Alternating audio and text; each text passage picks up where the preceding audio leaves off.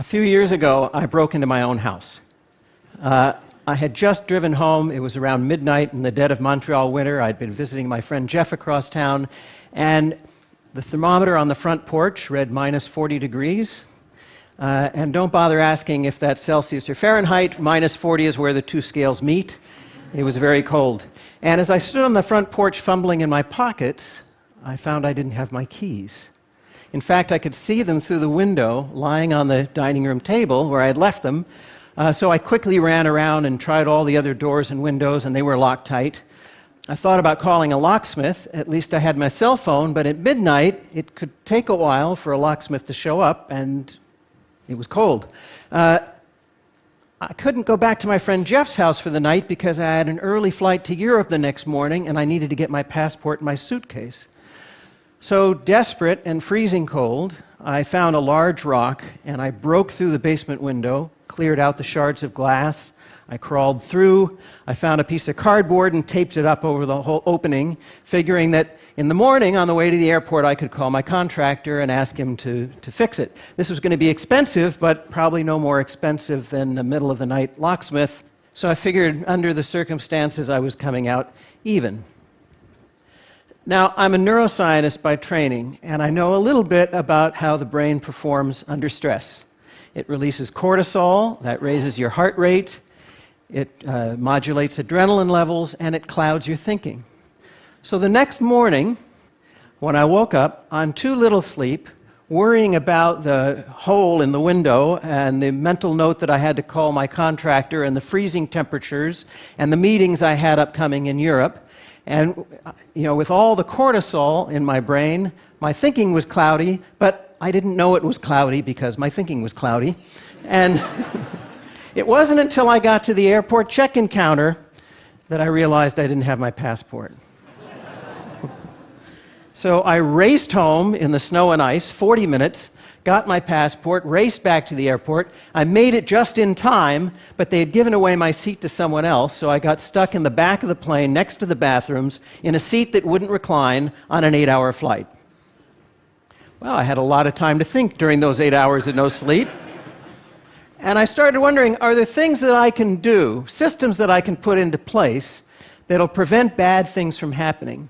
Or at least if bad things happen, will minimize the likelihood of it being a total catastrophe.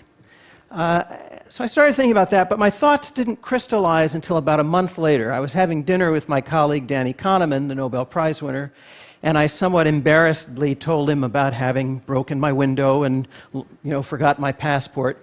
And Danny shared with me that he'd been practicing something called prospective hindsight. It's something that he had gotten from the psychologist Gary Klein, who had written about it a few years before, also called the pre-mortem.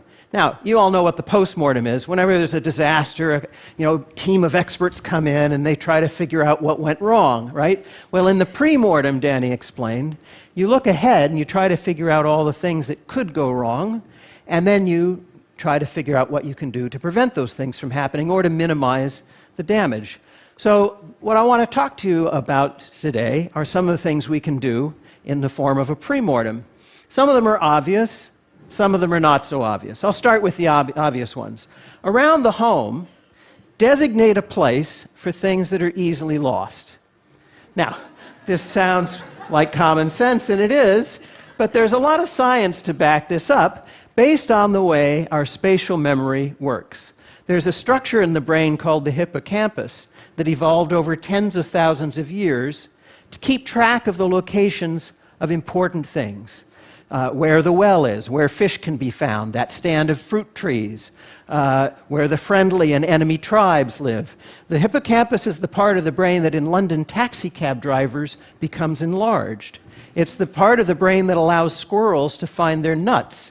And if you're wondering, somebody actually did the experiment where they cut off the olfactory sense of the squirrels, and they could still find their nuts. They weren't using smell, they were using the hippocampus, this exquisitely evolved mechanism in the brain for finding things.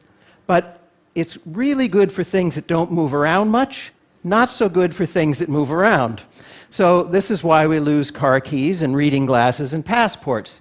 So in the home, designate a spot for your keys, a hook by the door, maybe a decorative bowl, for your passport, a particular drawer, for your reading glasses, a particular table. If you designate a spot and you're scrupulous about it, your things will always be there when you look for them.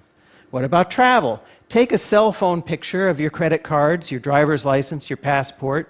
Mail it to yourself so it's in the cloud. If these things are lost or stolen, you can facilitate replacement. Now, these are some rather obvious things. Remember, when you're under stress, the brain releases cortisol. Cortisol is toxic, and it causes cloudy thinking. So part of the practice of the premortem is to recognize that under stress, you're not going to be at your best, and you should put systems in place. I think the important point here is recognizing that all of us are flawed. We all are going to fail now and then. The idea is to think ahead to what those failures might be, to put systems in place that will help minimize the damage or to prevent the bad things from happening in the first place. Getting back to that snowy night in Montreal, when I got back from my trip, I had my contractor install a combination lock next to the door with a key to the front door in it, an easy-to-remember combination. And I have to admit, I still have piles of mail that haven't been sorted and piles of emails that I haven't gone through. So I'm not completely organized, but I see organization as a gradual process, and I'm getting there. Thank you very much.